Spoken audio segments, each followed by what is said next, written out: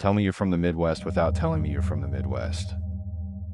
The click of a lighter snapped me back to reality, and I suddenly felt the spatter of rain on my face again. A cloud of foul, roll-up smoke drifted across the street. "Huh," I said, eyes darting to the left. My neighbor gazed at me from her balcony, eyes hooded. "Thunderstorms," she said, inhaling again. "You can always tell when we get them out here.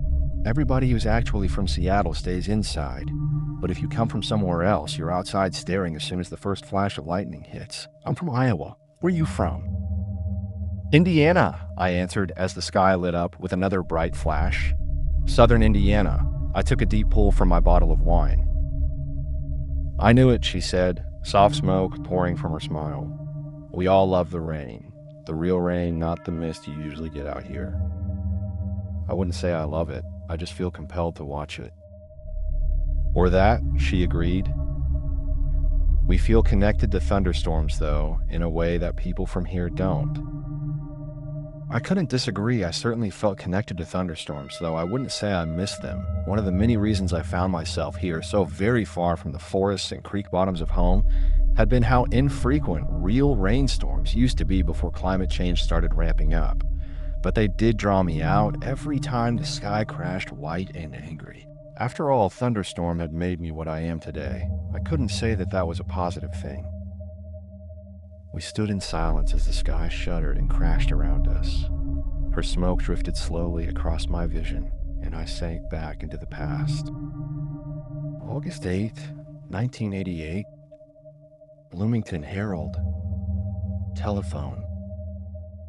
Authorities are seeking information in connection with the death of 6-year-old Jeremy Schaefer, discovered on Sunday morning by the railroad tracks just outside city limits. Police say the boy was tied up and tortured for hours before his throat was slashed and he was left to bleed to death alone in the woods. "I've never seen anything like it," reported Officer Joel Clark, his hand pressed to his stomach. "He was just a little kid. That anybody could do this to an innocent little boy. There's no explanation for this." Law enforcement is at a loss to explain the shocking scene. Local reporters were kept at a distance while police investigated, far behind the yellow crime scene tape which now surrounds the railway bridge to the south of town. Any citizen with information that might lead to an arrest in this case is encouraged to come forth. The police have set up an anonymous tip line at 820-555-XXX. For now, law enforcement remains baffled. I was 8 years old that summer, still small enough to be entirely helpless, just big enough to begin to become aware of the fact. I was an only child, and a lonely child, because I was strange. I read too many books, used too many big words. I brought my stuffed cat, Kitty, to school with me. I was meat for the beast of the great social mill that grinds us all down over time into well-shaped little cogs for the vast machine of society. I didn't understand how to be anything else, and it wasn't in any of the other children's interest to help me. So as I trundled along the railroad tracks that afternoon on my way home from school, my first instinct wasn't exactly excitement when I heard my name shouted from just up ahead. "Jackie! Hey, Jackie!" My stick-skinny little shoulders tensed. It sounded like Jessica, or maybe Casey, girls a whole grade ahead of me. Whoever it was, I didn't think they had my best interests at heart. I hung my head and tried to ignore it, to walk by in silence. Maybe they'd let me go. I'd just gotten a new pair of glasses a month ago, and my parents would get angry if they had to pay for new ones. I stared at my cheap Velcro sneakers and plodded on, one foot after the other. Please just let me pass. "Jackie, we know you can hear us. Come down here. We have something to show you." That voice I recognized. That voice belonged to Dustin, my longtime tormentor. I sighed, knowing there was no escape now, and turned my eyes to meet his. His gap-toothed grin stretched wide as he beckoned me down the steep hill. "Come on," he said. "Quick, we found something really cool. You're going to want to see this." And despite the fact that I knew I wasn't, that anything the older children wanted to show me was likely to result in scuffed jeans and shredded skin at best, I went. I had by now already learned my place. And besides, I couldn't run away through my childhood asthma. Maybe it wouldn't hurt too much this time. And I was already learning to go away in my head when it hurt too much anyway. Slow and unwilling, I shuffled down the slope. Kevin and Casey and Mariah and Clint stepped out of the trees to meet me, grinning like sharks. "Hurry up," said Kevin. "We have to show you this." I reached the bottom of the hill and stopped, still some 6 yards away. There was something sharp in Casey's smile, a glimmer in Mariah's green eyes that cut through my childish resignation and struck a genuine alarm bell. "My mom and dad are waiting for me," I told them. "They know I was coming this way, and they'll be mad if I'm late."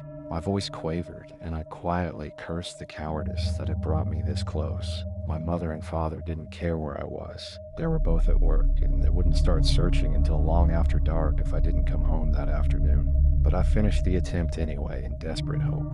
They're probably already looking. They'll probably be here any minute. "It's this way," said Dustin, ignoring my attempts at a graceful, safe exit. "Come on, you're going to want to see this." As he turned back toward the woods, the other four swarmed out to circle me, to drive me like sheepdogs, still grinning their pink grins, 12 or so permanent teeth between them. I knew when I was beaten. I followed Dustin into the dim green tunnel of the tree line. We started down a deer trail, the hungry pack nipping at my heels. No one spoke. We all knew we were beyond words now. I was theirs to do with as they would, and all I could do was hope it wouldn't end too badly. After what felt like an hour, but couldn't have been nearly so long, Dustin said, "It's this way," and gripped my wrist, leading me off to the side. It was dark this far into the trees, even in the summer slant of late afternoon. The hills rose brown around us, and the railway had swooped back to meet our path. A trestle hung far above, the bridge casting angular shadows over our faces. Dustin led me into a shallow cave, cool and dripping. "It's back here."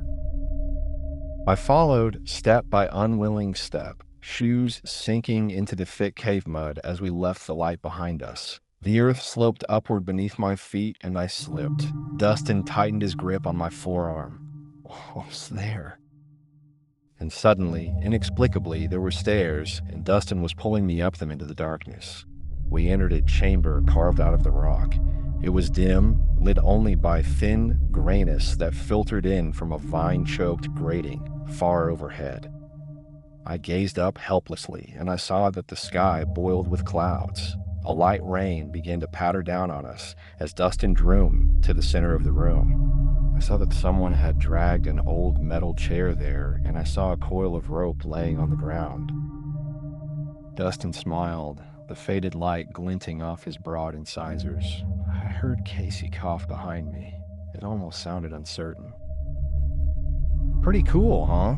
Dustin's voice was low, hypnotic. "We thought you would like it." I glanced around me at the other children, eyes wide and rolling with fear. They kept to the shadows at the edges of the room, unsure. I thought I saw a question in Mariah's eyes as she shot a look toward Kevin, who moved back half a step. My labored breathing was the only sound besides the tapping of sullen, slow rain for a moment, but no one would meet my eyes. I drew in a breath.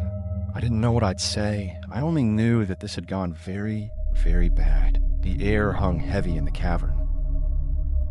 Dustin spoke before I could, something harsh in his voice beyond what any 9-year-old should have been able to manage. It sounded like hunger. It sounded like the hunt. It sounded like the end of the world. "Why don't you sit down, Jackie?" he whispered. And the sky opened up.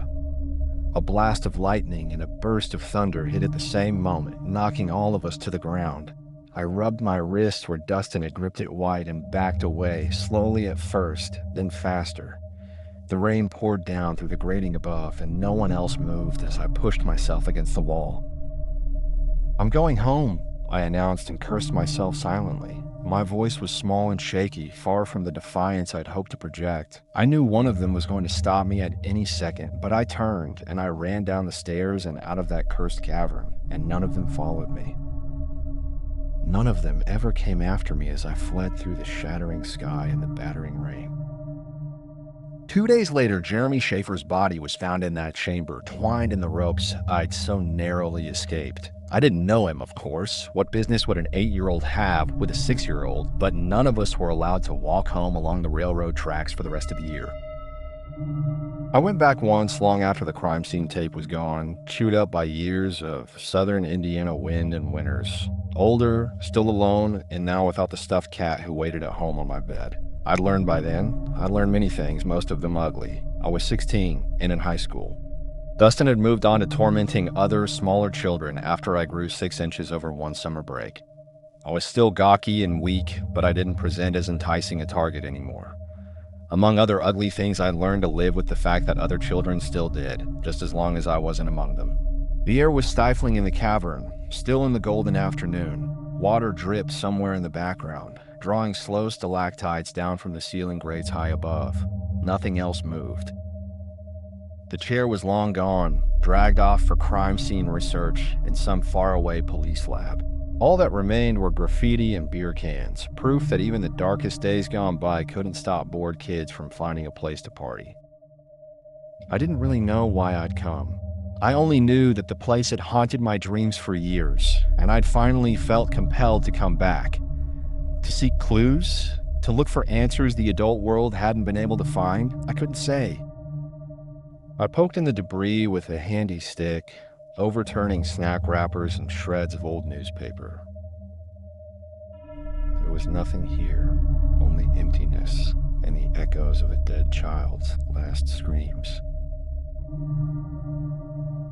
I shivered as night came down over the woods outside.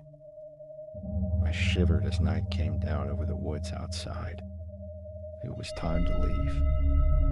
As I made my way slowly down the slippery staircase, I heard a sharp intake of breath behind me. I whirled, peering back into the shadows, but nothing moved. Still, I wasn't willing to turn my back on the cavern.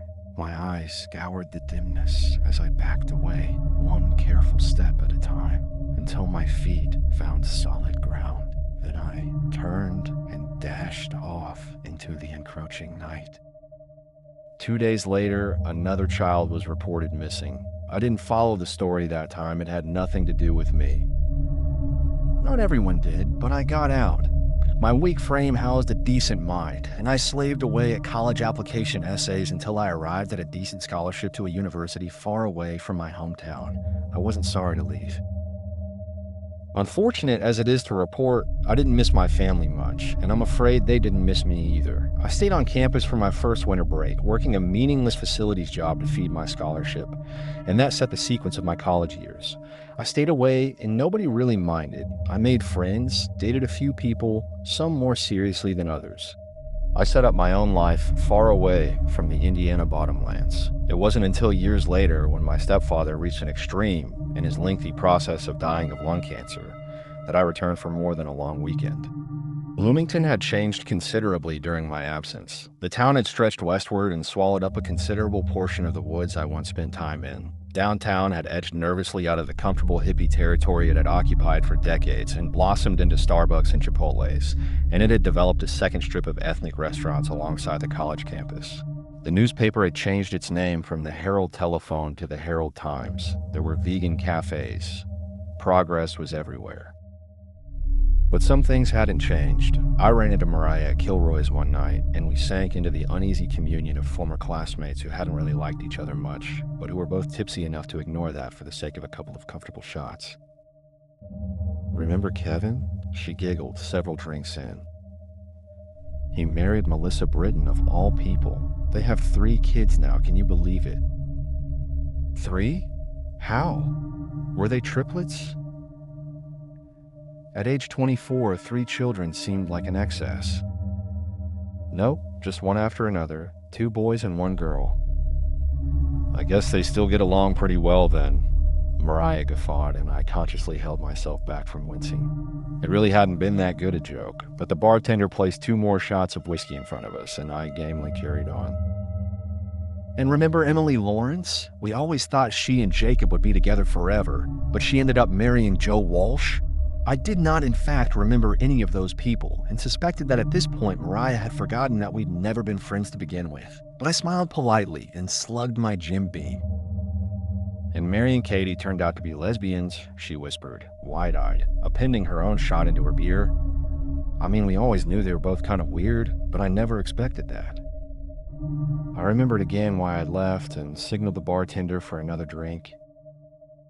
"Whatever happened to Dustin?" I asked, as casual as possible, tracking her movements closely. She froze, only briefly, before she pulled a compact out of her purse and began checking her makeup. A long moment passed before she responded. "Dustin's still around," she said. "He got a job at Cook. I haven't really talked to him for a while." She put her powder away and flicked her eyes toward the door. "Oh my God, is that Ashley?" she shrilled and waved her hands. "Girl, get over here. You'll never believe who's back in town." It was a long and pointless night, and drunk as I was by the end, I found myself unable to sleep by the time I settled into my hotel bed. I picked my way randomly around the internet for a while, checking on headlines and social media, until I found myself hovering over a search box containing the words Bloomington, Indiana disappearances. I didn't want to know, but I went ahead and clicked. Behind the high-profile disappearance of a college girl a couple of years before, I found exactly what I'd expected. 7 children over 16 years, each murder more vicious than the last. Authorities stumped, no evidence besides the poor fragile corpses, nothing to hang an investigation on. I closed my laptop and sank into a profoundly dissatisfied sleep full of dripping gray light and cold caverns under the train tracks. It's been 20 years and 8 more murders. I check occasionally, even now, from 1,000 miles away. Every so often, a hum starts in my brain, and it swells until I can't avoid entering the old question into Google again. The thing is, I don't actually know anything at all. I don't know whether I was really meant to be the first child to go, all those years ago. I haven't seen Dustin since he slouched out of high school, for the last time the year before I graduated. I don't know what he really was. He might only ever have been a baby bully who only loomed large in my own tiny head. He might never have done anything at all. But when the storm clouds crackle, I can't help but wonder. When the air sizzles with ozone, the uncertainty comes surging back. If I hadn't managed to clumsily run away that day, would Jeremy Schaefer have made it through the night? And would that have been better? What might he have become if we traded places? Would he have been more than a socially awkward IT worker? Would he have changed the world? Because I certainly never have. I Googled Dustin too. I never find much. He's still alive, still in Bloomington, still working a factory job. He got married a few years ago for the 3rd time. I wonder whether she's happy, whether she's safe, whether she's scarred. I wonder so many things. In a way, I'll never get to leave that cavern under the railroad track. Not until I die, or until whoever is stealing the children of my hometown is dragged struggling into the light. It was so small a thing. What happened that afternoon? I may have been safe the whole time. Or maybe I escaped by the narrowest of margins. I'll never know, because there's fundamentally nothing to report. A child who pulls the wings off of flies and stomps frogs in the creek could be a vicious murderer, or he could be a small victim himself. All I know is that a shadow set up housekeeping inside my skull that day, and it's never going away. And I might know who's killing children in Bloomington, Indiana, and then again I might not. And there's nothing I can do about it either way. I wish I had an ending for you. I wish I had a dramatic climax to share where I tracked down the murderer, hid in the rain, saved a small child from a grisly demise. But all I have is the whisper of suspicion and the overwhelming consciousness of the burden of proof. All I have is my own cowardice, thrown into sharp relief that summer day so long ago. All I have are all the years since, gray days one after another, knowing I made it out and Jeremy Schaefer never did. And most days, that's enough. But when the thunder boils up through the sky, I remember, and I question, and mostly I know that there's nothing at all to report.